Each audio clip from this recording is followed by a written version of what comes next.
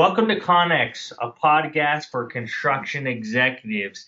Today, I have Jimmy McKinney. Do you go by Jimmy or Jim? Jimmy. Okay. Jim, my name is actually Scotty, but I took the Y off because nobody can take me seriously with the Y. But Jimmy is a lot more grown-up name than Scotty is. Uh, I got Jimmy McKinney, and rather than me tell his story, tell us about yourself, Jimmy. Tell us, about you. Tell us about your company. The floor is yours. Yeah, thanks. Yeah, my dad is Jim, so that's why I went with Jimmy. So I'm actually the third. So I'm James is my real name, named after my grandfather, who was a coal miner, sawmill owner, and woodworker. So that was kind of in the bloodline. But no, I'm Jimmy McKinney. So I own J&R Construction, steward over that. We started in April of 2003, and I had about it wasn't quite $700, and that's how I started. It Oh, was just really? me. So my background, I was of course, my grandfather, great grandfather owned sawmills in eastern Kentucky, eastern part of the state. They used to sell lumber to the Blue Diamond Coal Company. They did some handcrafted furniture. My dad wasn't in construction, but he was built houses, built our own house that we moved into, and so I kind of had it in my blood growing up. When I was 10 years old, I built a clubhouse in our backyard, and I was just so proud that it didn't leak. And but the one thing that my dad pointed out to me was I had all the shingles lined up going the same way. They weren't stair steps. I thought, lining them up was the way you had to do it. So I learned how to roof and do shingles correctly when I was 10 years old. And then took some drafting, woodworking classes in high school. And I still, to this day, have the solid walnut coffee table that I made in shop class in high school. And it's an antique in the sense that, in woodworking class, those of you that remember those when there used to be shop class in school, I don't think there's too many shop classes now, but you would have numbered and lettered chisels that you would hammer into your whatever you built, so it was dated. And I had the 9. It was 1991. I had the 9 upside down by accident, so it's a coffee table from the 1691. Oh, shoot. Well, that's awesome. You're gonna keep it on. I was gonna say it's an antique because me and you are antiques. Yeah. So, Well, I'm I don't know what you believe in, but the Bible says we can live to be 120, so I'm not that old yet. yeah, that's true. But guys like us who live life fast, I don't know if we can make it that long. So, oh, Lord shoot. So, willing, he'll so keep you us as grew long as he needs us to. so you grew up here in Kentucky in Lexington? Well, I grew up in Eastern Kentucky in Paintsville until I was in about the 5th grade, and then we moved. So I've been in the Lexington area since I was a freshman in high school. So I've been here pretty much most of my life, and was in the Army Reserves for a little while. Was in Started with 84 Lumber Company after college, and went to Eastern. I think that's where you're at. Yes, that's where I was at. Yeah. And So I started with 84 Lumber Company in Winchester and got promoted and transferred around until I eventually became a store manager of 84 Lumber Company. And all along in the middle of that career, I started doing a lot of decks and screened-in porches on the side with friends that I've met over the years.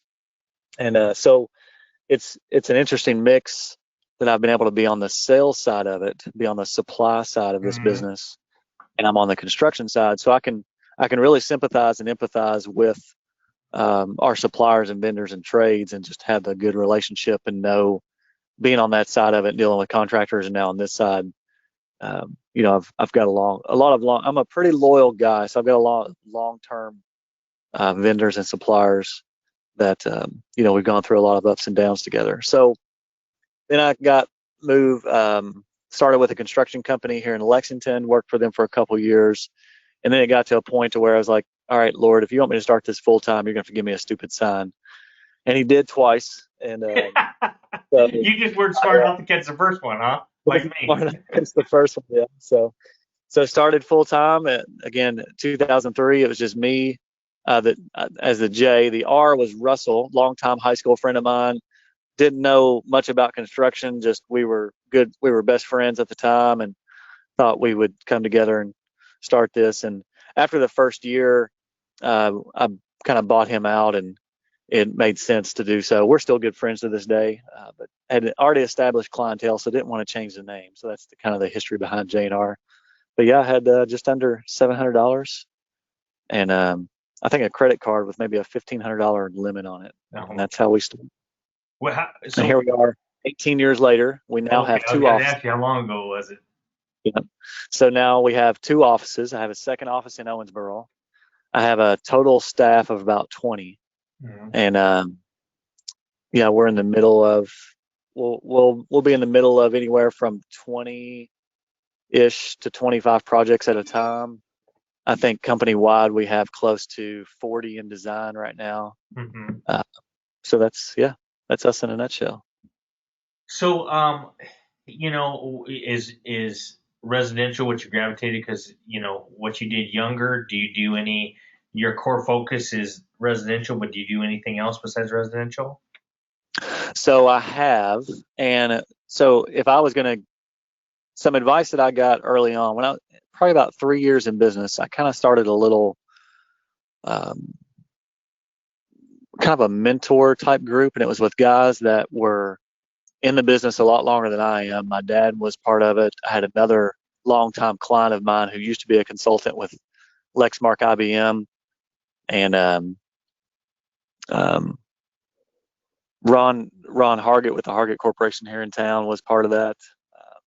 Chuck Ross, who at the time was with Back Construction at the time, was part of that. And they all said the same thing, and that was to focus and create a niche. And the quicker you can do that, the better off that you would be. And I'm like, well, I'm in residential, so I mean that's a niche in itself, right? So, and over the years, I did handyman stuff. I did commercial remodeling. We remodeled all of the inside of Two Keys Tavern years ago.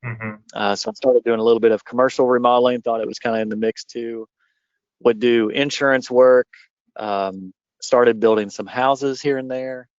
But what I found was here in the past probably 5 years, we've just narrowed that focus and we stay in our lane of residential home remodeling.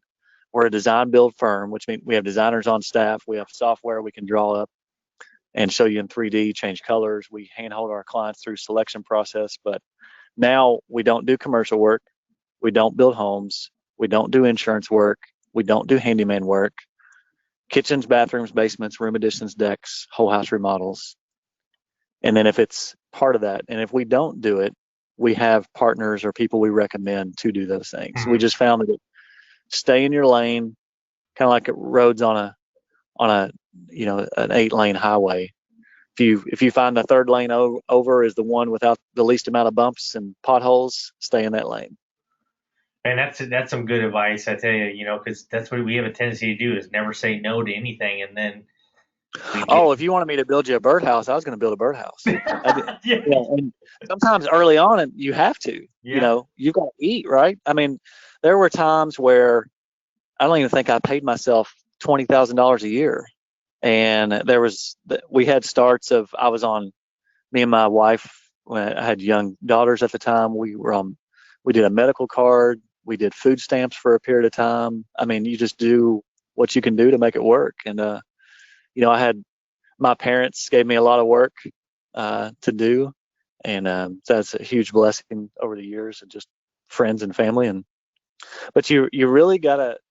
I think if I was giving myself advice to my younger self, you've got to have that entrepreneurial spirit, and what that means is almost a willingness to.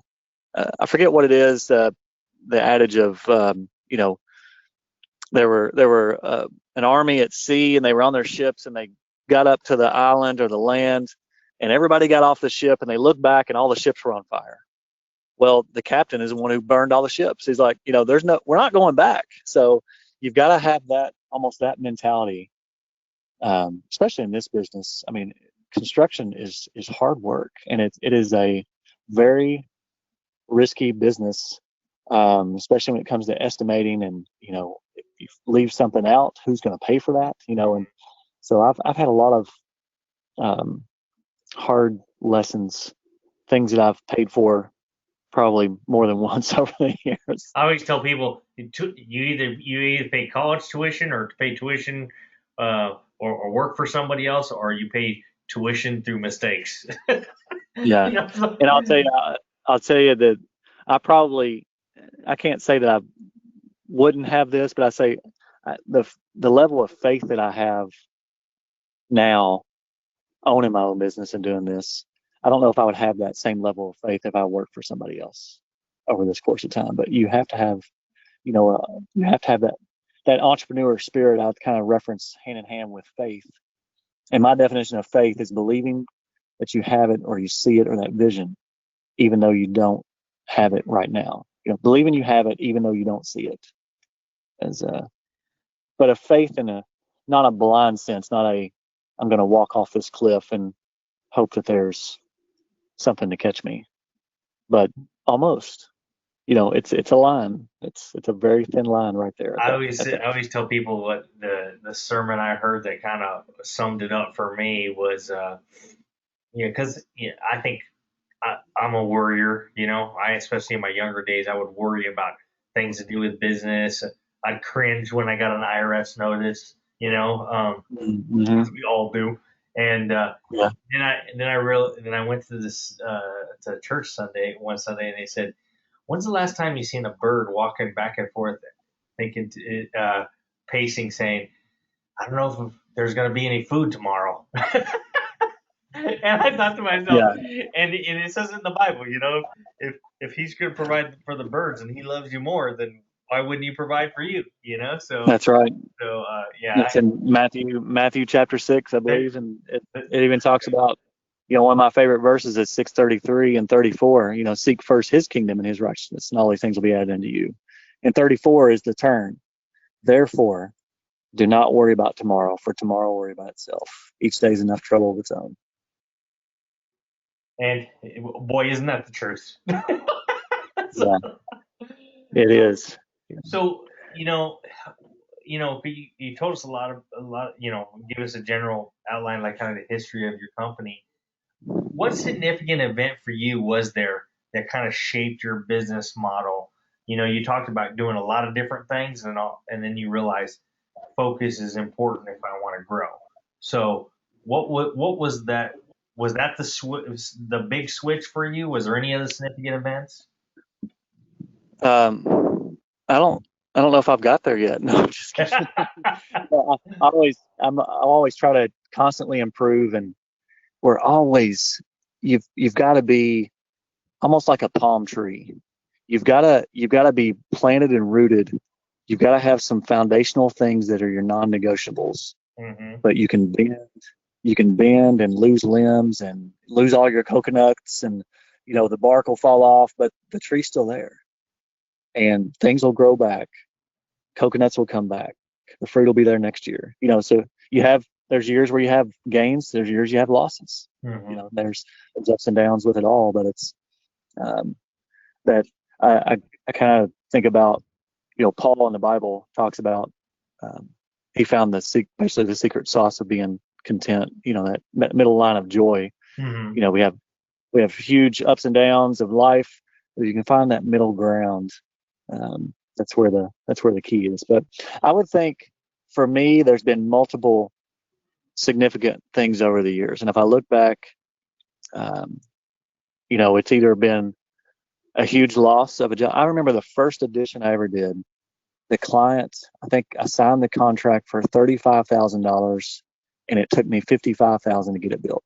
Oh shoot! Yeah. That's not a good day. And it's not a good. Yeah, right.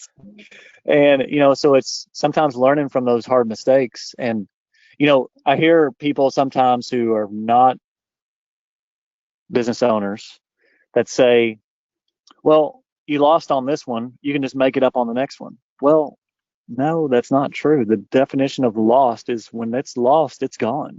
There's no getting it back. And so it's just things you have to do over the years. It's continual not giving up and growing and changing what you do. But the significant changes for me, I had, I think joining a peer networking group was a huge shift in my business. For past couple years ago, we were kind of we've been design build for probably 7 years now, but we weren't really doing it the way that we're doing it now, which means we would still price a job, give a series of allowances, $500 for this, $300 for the commode, $200 for the sink, whatever it is, and then sign it and then go into construction agreement and then go make selections and those things. Well, that worked for a while to a period of time, but as you grow, you find out things that don't work anymore. It's like, I think of stairs on a staircase. You go, that vertical step up to that next step is straight up, but then there's a period of time where it's straight across, and then you hit that wall, and you've either got to stay there or you've got to go up to the next level. So I'm a big believer on you're either growing or you're dying. There's no in between. Now, and I know there's a lot of people in this industry that a lot of remodeling companies nationwide are a handful of staff and under, 1, 2, 3 guys doing 2, 3, 500,000 a year, less than $1 million a year. And if that's what your goal is, you can still grow in that and keep that same number. It depends on what your definition of growth is. So anyway, sorry, I get off on the squirrels every now and then. But no, I think the past couple of years, the shift now to true design build, where we do everything in the front end and just realizing that it can be done, and that's what the market is asking for. Design build, the word and the term design build is so new in the industry. Mm-hmm. Just as you look at construction as the history of construction, that the term design build and how design build remodeling companies do it is, less than 20 years old. And so making that work now. So that's been a huge shift for us. Getting designers, we have certified interior designers on staff, project managers on staff, and as you grow, just coming up with that plan and when to add people. But all that to say, what I've learned over the years, you're only going to grow as fast or as good as your people, and you've got to have good people. And that, so to be very slow to hire and be very quick to fire, slow to hire, quick to fire. Do you think that that in your sector, have you obviously how you're doing relative, but nationwide, have you heard anything about how? I mean, obviously we've all been affected by this in one way, shape, or form. This is the weirdest thing in the world to me that, like, I remember 2007, 2008, and you probably do too. Well, I know you do. because those were not good days, So, but they were challenging. I'll put it that way. Thanks for bringing that pain back up. And how have you seen it affect, like, your sector? Not just the amount of work. I can say, like, in my sector, I do federal work, and in the federal world, all the jobs that were going or already awarded are moving forward. Everything that is not yet awarded has kind of just been put on hold until we get past some of these things. What's your experience with your industry? Yeah, and I can't speak to that commercial world more so than you can, because that's and I've heard that. I have a cousin who owns a large commercial construction company here in town as well. But the residential side, it is not slowed down. We've actually, what we're going through as a residential industry. Now, when I say residential, I'm going to include home builders and remodelers in this. Mm-hmm. So coming into this year pre-COVID, we were on the incline anyway. Interest rates are down, people are building houses, housing values are going up, equity is getting built up, people are staying in their houses longer. 5 to 8 years ago, the average person was staying in their house 5 to 7 years. Mhm. Well, now the average person is staying in their house 11 to 13 years. So they've got more equity in the house. They're doing improvements. They like where they live. They like their school district, or whatever it is. So they're going to head, okay, let's remodel the kitchen. Let's do the bathroom. Let's add a porch on the back. Well, when COVID hit, we, calls went down initially, but what I did as a company, I took everything that we were doing and threw it all on the table and said, okay, where's the fat that needs to be trimmed? And when I'm talking about this, I'm talking about networking, marketing, piece of it. And we actually increased our marketing because I was like, everybody's at home. Why wouldn't we? Yeah, no joke.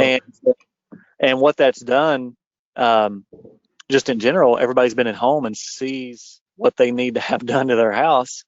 And there's all this built up demand and equity anyway. So we've hired 6 people this year already. We took over another construction company that was more of a smaller handyman company and merged with them, hired some of their staff, which made sense for us.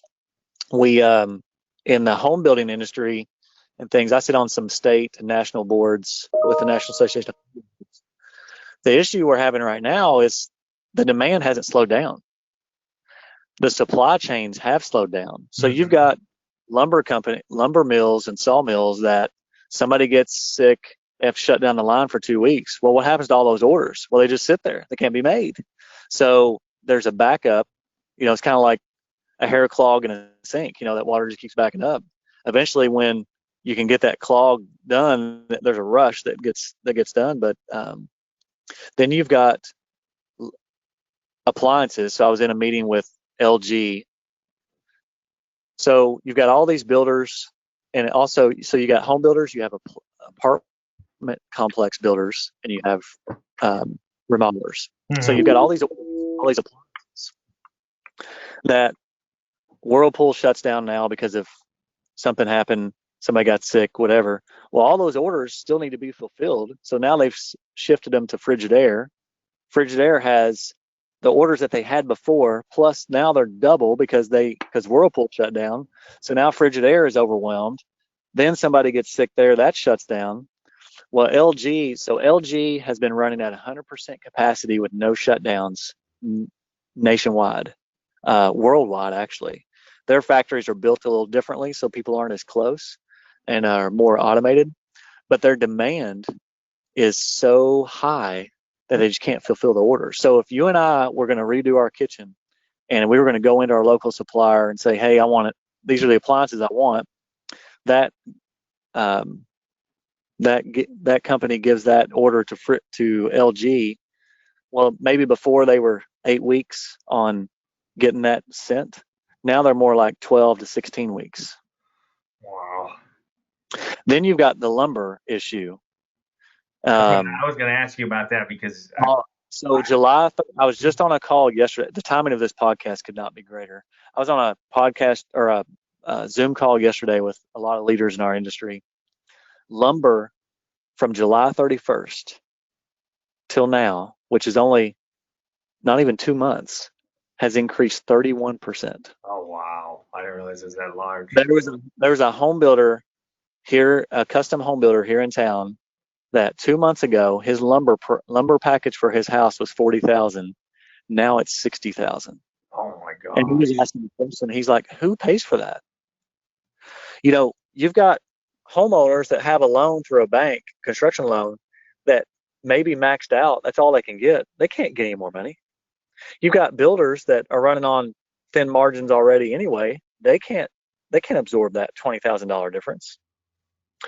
So I've heard there's a large home builder that had close to 600 contracts to build new homes that hadn't got started, and they paused them all they're only building what they had under contract because they can't fulfill the orders. One, and also the numbers. Mm-hmm. I also talked to one plywood manufacturer rep that he had a builder up north. His base price for a house was maybe in the 150s. He's increased his base price to 190. Wow, So that's significant. now you also have a nationwide issue where you're knocking a whole bunch of people out of affordability for a house. Well, And so and you bring up a very good point about the whole, I think that different sectors, obviously, steel has always been the one for us, and obviously, you guys don't use the steel as much in residential as it does in say commercial or federal, but um, steel has always been one of those killers, and it's the I always say that there's a lot of pent up demand, and when this all breaks, you thought it was crazy yeah. before. It's going to be really crazy, So you're Oh, I probably know, I already know. you probably already have some of the craziness going on. Sounds like you do with the pricing and the long lead times on Yeah. stuff. Well, and a lot of our remodeling projects, are don't use a lot of lumber. Some do. It just depends on the project. So I mean, we can usually absorb that through, and we're having that conversation. But I'll tell you, if there's any construction owners listening to this, I've my attorney sent me the last things. If you don't already, you should have an escalation clause in your contracts, that if things, you know, however much you want to absorb, you can, ours says if it increases more than 15%, that's going to be a change order and they're going to have to pay for that difference. But I would highly recommend an addendum or an addition to your work agreements that add that escalation clause in there. And if you have any of your listeners that want a copy of mine, I'll be more than happy to send that to you in post and get that out there. Talking about kind of switching gears here a little bit. Um, if you had to sit down with, say, you bring up a good point with another business owner, and this is kind of a two-part question. The first one is if you sat down with a business owner. The second part is if you sat down with somebody that's just recently graduated college or high school or want to go in the construction sector, what advice would you give them? So the first one is what advice do you think you would give, a fellow owner of a construction company?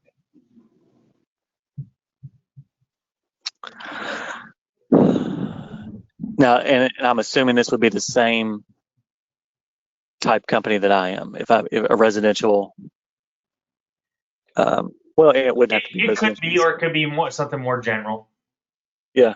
If I was going to sit down with an existing construction owner, and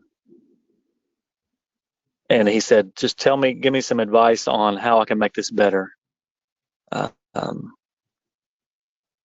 I would say focus on your staff and how can you serve them more than they serve you.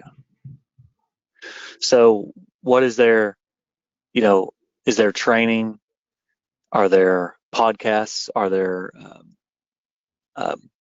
weekly meetings that need to happen? So we as a company, we try to look at everything in a 90-day world.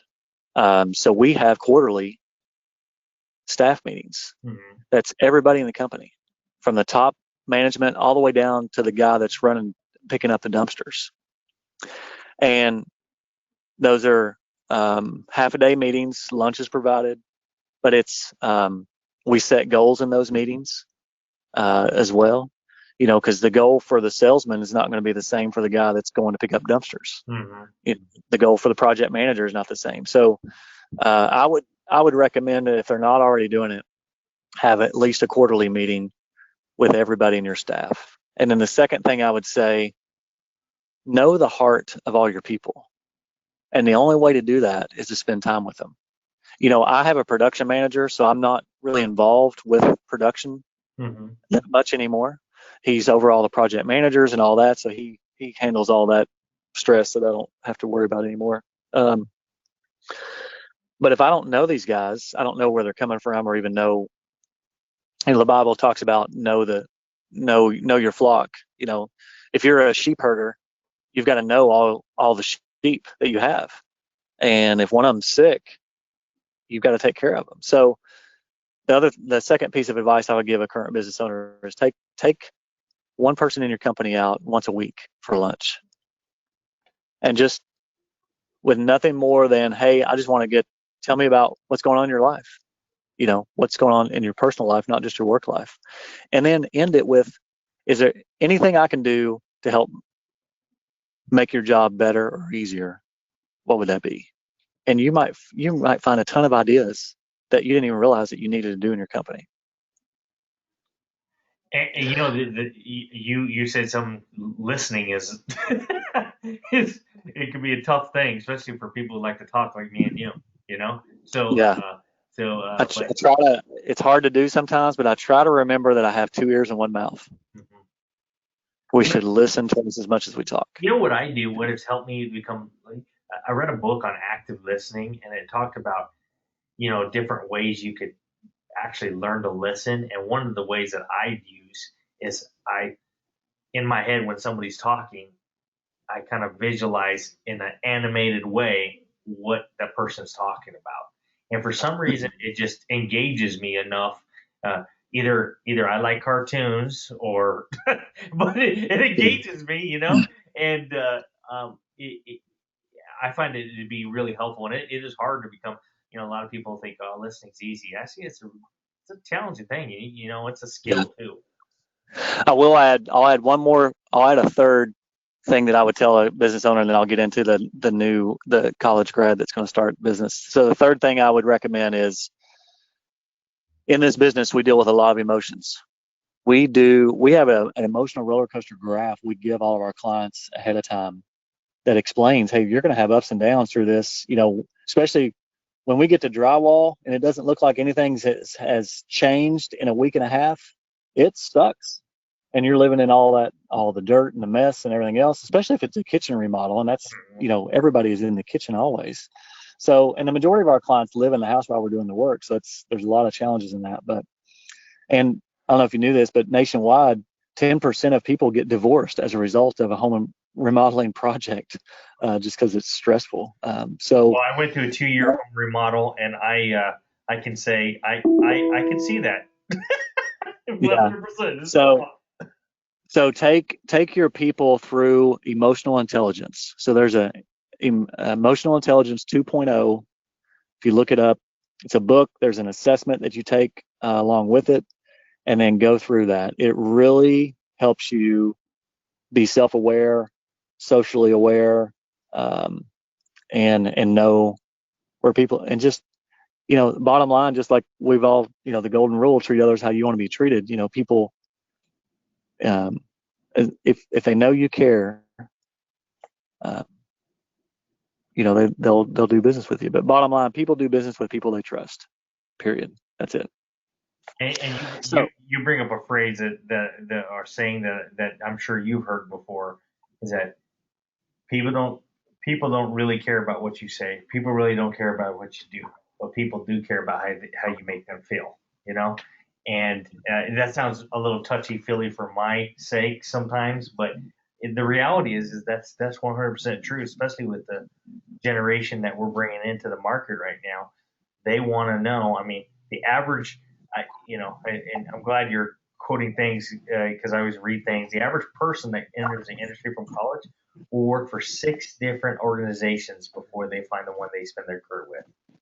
And that's, no more 30 years with a company, I mean, it's not the model they have today. Yeah.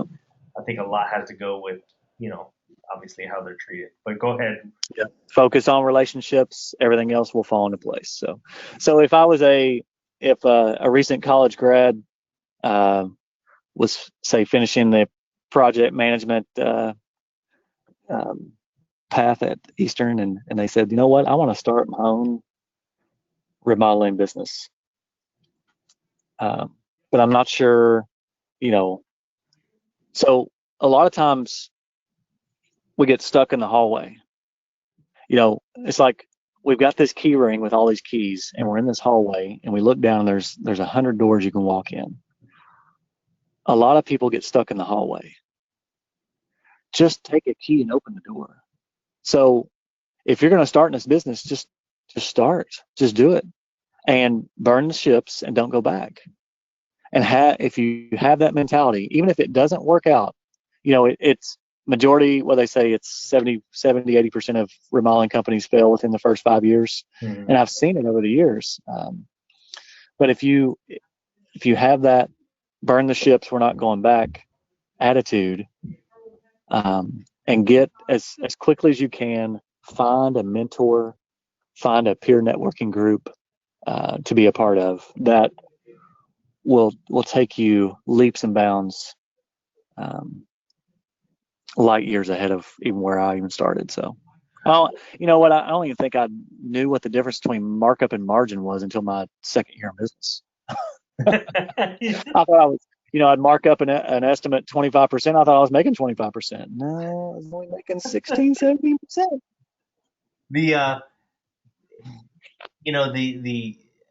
I always say you learn a lot from, people's failures and people's, I think you learn more from people's failures than you do from their successes. But could you share with us, a brief story about failure or success that taught you a very valuable lesson you carry with you every day? That one I just talked about, when I thought when I thought margin and markup were the same thing, and then I took a class with the Home Builders Association on estimating. It was a huge light bulb and I was probably white. I turned ghost white just in the hard lump in my throat. I was like, oh crap, I've been doing this wrong. No wonder I'm losing money. So that was a big one there early on. I think the other lesson learned is try not to do any swags. And the A is so silly, wild guesses. Mm-hmm. I'll let you throw them back at the idiots. Try not to swag too many numbers. Try to get hard numbers, especially in today's market with material prices and things like that, because you can really lose your shirt. That's been a huge lesson learned. And then knowing when to say no. I think Warren Buffett said it best. He said, I've made more money by saying no than by saying yes. So that goes back to that niche. If somebody calls, says, hey, I need you to come over right now, look at this, we need to get started tomorrow. Well, if that doesn't fit your production cycle of you've got to go through at least a week or 2 or 3 or several months or whatever it is, just say no. So the quicker you can say no, and it's hard to do early on when you're first starting in business, Mm-hmm. but sometimes it's better to sit on the porch and lose $10 than to go out. And I don't know how how, I don't want to say you, but how I've heard some stories of commercial contractors that it's like, sounds like they're buying jobs. I don't understand that piece of it, and I see it in my industry too, where my cost of a job may be $20,000 and the guy's pricing it for $15,000. I'm like, why? You're going to lose $5,000 just by taking the job. Oh, I know. But they need it so bad because they've maybe lost on a previous one. I know, I've been there. So don't buy jobs. Sit on the porch and lose $20, then go out and buy a job and lose $200 just to have cash flow. But also, speaking of cash flow, understanding that was huge. I have a spreadsheet, a weekly cash flow spreadsheet I look at almost every day now. And that's kind of, you think about, when you drive a vehicle, do you drive a vehicle that doesn't have a speedometer or fuel gauge, temperature gauge? Why would you do that? Well, I've been flying a plane for years in the dark with no gauges. Now, I haven't hit any major mountains. I've clipped some, and I've kind of known when I needed to land to get gas. But now, when you have a lot of these tools and resources, and you get a lot of those from peers and networking groups and things like that, it's like you can see you might be flying in the dark, but at least you got gauges.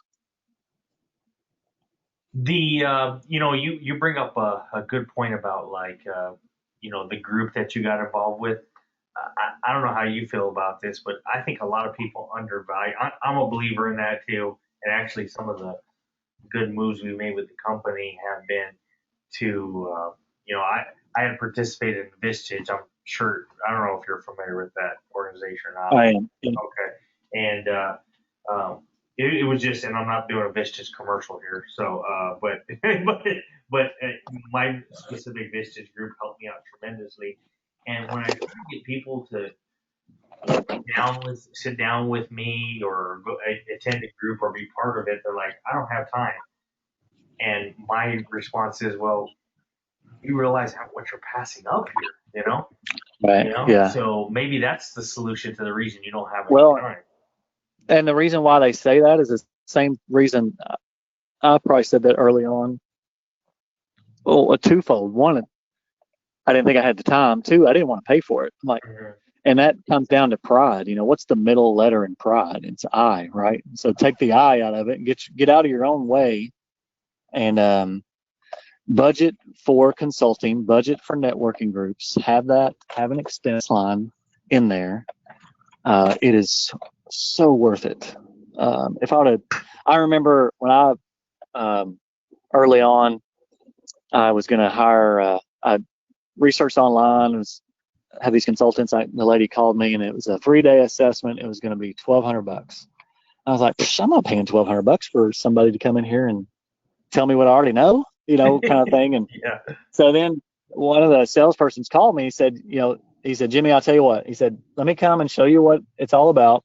He said, I'll even do the 3-day. And if you don't see the value in it, you don't have to pay me. And I'm like, well, free. I don't care. Come on. So did that ever since then. I think I probably spend now, 50,000 a year in consultings and the networking groups and everything else, just, that's a lot of money, but it's all relative to size, but, spend a couple $100 a month, doing Well, that to start. there's so much value there, and people don't realize how much. And they don't. And the other thing was is that they said, "Well, I only want to participate with people in my industry." And some of the best advice, actually, the best piece of advice I got from somebody, was somebody who owned and I won't tell his industry, but it was personal beauty, basically products and services. That doesn't nothing near. We didn't have very much in common whatsoever, but I learned so much from him just because you know he was good at what he did, and there's some common threads there between businesses, and Yeah. I reference that to kind of the people in my organization. Um, if I'm trying to create a good beef vegetable soup, a stew, a good mix in my company, um, and I'm a carrot, I can't hire all carrots. mhm. I just got carrot soup. So you've got to have a good mix, and having that, yes, there's benefits to that. Having other people, other business owners that are like-minded, that are in different industries, can give you all kinds of ideas. I mean, it's basically I reference. Sometimes we're in this boat as business owners, and we've got this body of water that we're in, and all of a sudden the storm clouds come in, and you can't see 5 feet in front of you. Well, then over beside the big lake, there's this airport, and this plane takes off and gets up high, and he's looking down from 30,000 feet, says, man, look at that, look at all that calm water, but look at that boat down there. That's got that little bitty storm cloud around him. He's probably going through some crap, but he can see the water ahead. So it's sometimes you have to get out of the boat, get in the plane, get a different perspective, and sometimes that takes other people not around you to show you that. And you know what? If people didn't believe in that, then they haven't paid attention the last 6 months. Because Oh, the last 6 months have been a good reality to the fact that you definitely need to be able to look at things in a bigger picture than just tomorrow. So yeah. so if I were to But ask I you would what the future go of ahead. your company was, what would you say? What is the future of our company? I'm a very optimistic person, so visionary. So I would say the outlook for remodeling and our company just in general is great, just because we've made so many changes, um, and they're all positive, and we're getting good feedback, and we're seeing the fruit of those changes. Um, we're continuing to grow. I have a vision that we're in other cities as well as the other two that we're in. And so I've acquired and took over two companies in Lexington over the past 18 years and brought them into my business. Mm-hmm. So I'd see more of that, companies merging together, mergers and acquisitions. You're seeing it all over the board right now anyway, with other companies, HVAC companies coming together. But that's kind of the future for us. Working on that, just continuing to focus on my people, having the right leadership team in place, and going through that. Well, to kind of close you out, I'm kind of done with my questions. I want to ask you a few. They call this the speed round, where I go through 8 different topics, and Okay. you rate 1 to 10, 10 being the most important, 1 being the least important, and they could all be 10s. So if you feel they're all 10s, that's fine too. But and if you Okay. want to explain your answer, feel free to. So with that said, let's begin. Scheduling on a 1 to 10 basis. I saw this. I think I saw this list when you sent it out, and I was like, it would be hard to, if you asked all these to me and rate them, it'd be hard to put a number to all of them. But I'm gonna scheduling. It's up there. It's got to be a 9 or a 10. Estimating. I mean, if you don't create a schedule, what are you doing? So No, absolutely, absolutely. estimating is a 10 all the way. Why would you weight it at 10? Because that's where you're either estimating to make money or you're estimating to lose money. Isn't that the truth?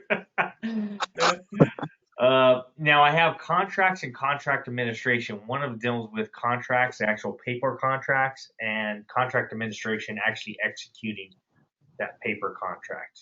What is your thought on those? In my world, that's part of the sales process. I mean, that's just asking. But I would say that's a 10 in that you need to ask for the sale. How many of us get to the table? We're talking numbers across the table, whatever it is, and we never ask them if they want to buy it. We'll just say, "How does that sound? Are you ready to sign off?" You know, get a yes or no and a commitment, and then sign it. But yeah, that having that paperwork. I mean, when I first started in business, I had a 1-page work agreement. Now it's 10 pages because I have a great attorney. But, Mm-hmm. I think I can show you in each page what type of clientele that was at that time added that page and for what reason. What about design? Oh man, these are all just very high. Design, again, if you don't have a good design, I tell our clients all the time, I can't really tell you what a number is going to be because I haven't designed anything. So having a good design, maybe a 8 or 9, and I don't give it a 10 only because every design is not perfect. There's going to be something that comes up in the field that doesn't work on paper, and so you have to make it work. So that's why I just give that one an 8 or 9. What about accounting? Counting's a 10. That should be the first thing. If I was going back to tell my college grad to get started, also get accounting software, whether that's QuickBooks or Peachtree or whatever it is, at the very beginning, because I was given that advice and I did. Now I've got 18 years of history. I can go back and look at things, which in this business don't mean anything 6 months ago anyway. What about selling work? You mentioned this a little bit, and asking for the sale. What do you think about selling work? Selling work to me would be off the scale. It would be the highest, only because I've always been a kind of guy that will get you got to get the work sold, then figure out how to get it done, kind of thing. If you don't have if you don't have any sales, then nothing else matters. And the last one is leadership.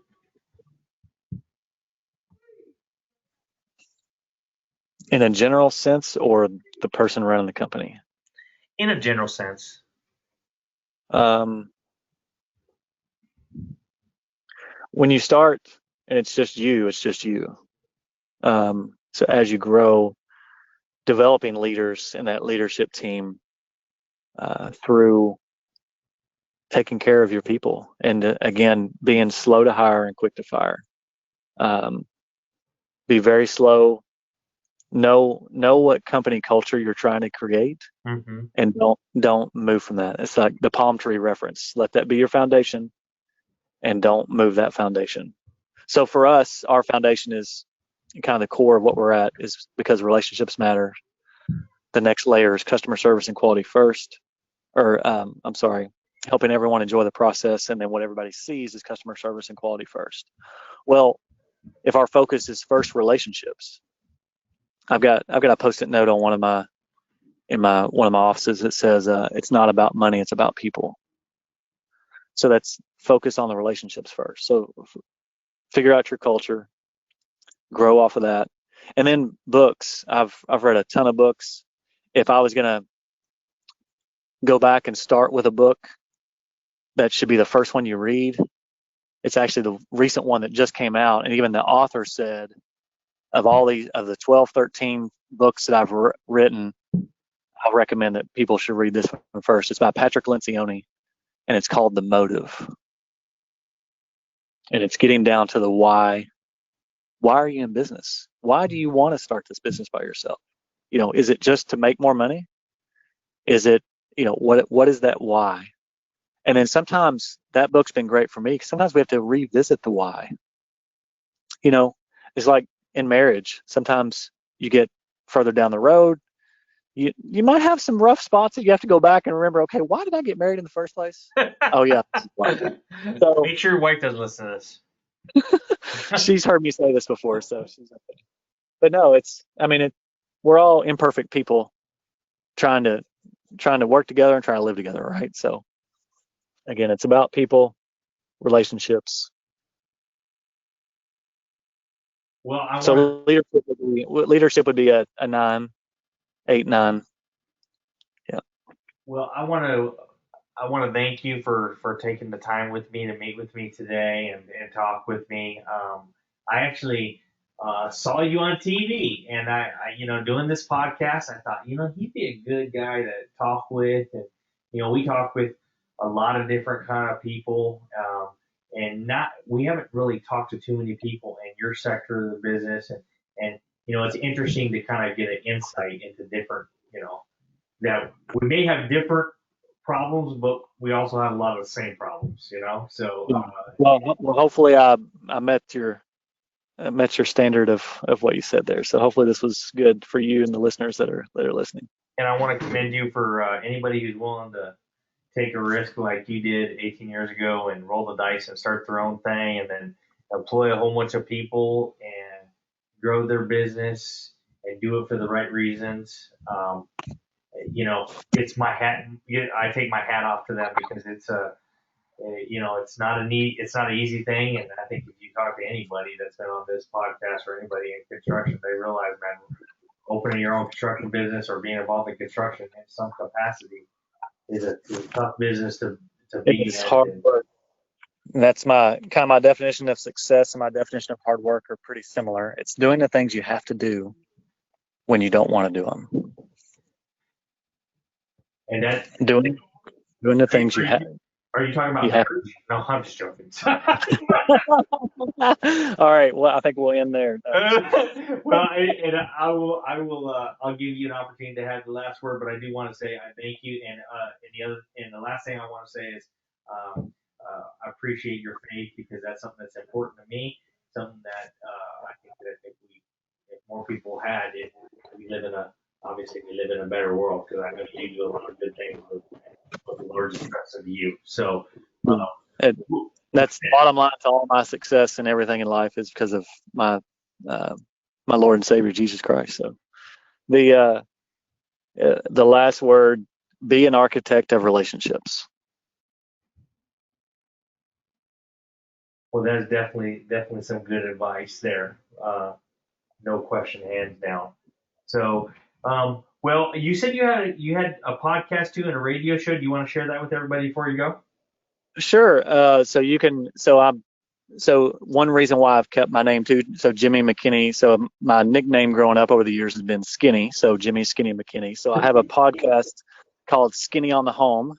So you get the skinny on home improvement, remodeling, design, or building. Whether you're doing it yourself, having a friend or relative or help, or hiring a professional, we kind of give general information. I have guests on all the time. I've had landscapers, I had a mortgage broker, I had a real estate agent, electrician, plumber, HVAC, drywaller. We have guests and things on all the time. But you can just search whatever platform you listen to podcasts on. Just search Skinny on the Home, and you'll find me there with a little cartoon figure from my neck down with a little tool belt on, like Bob the Builder.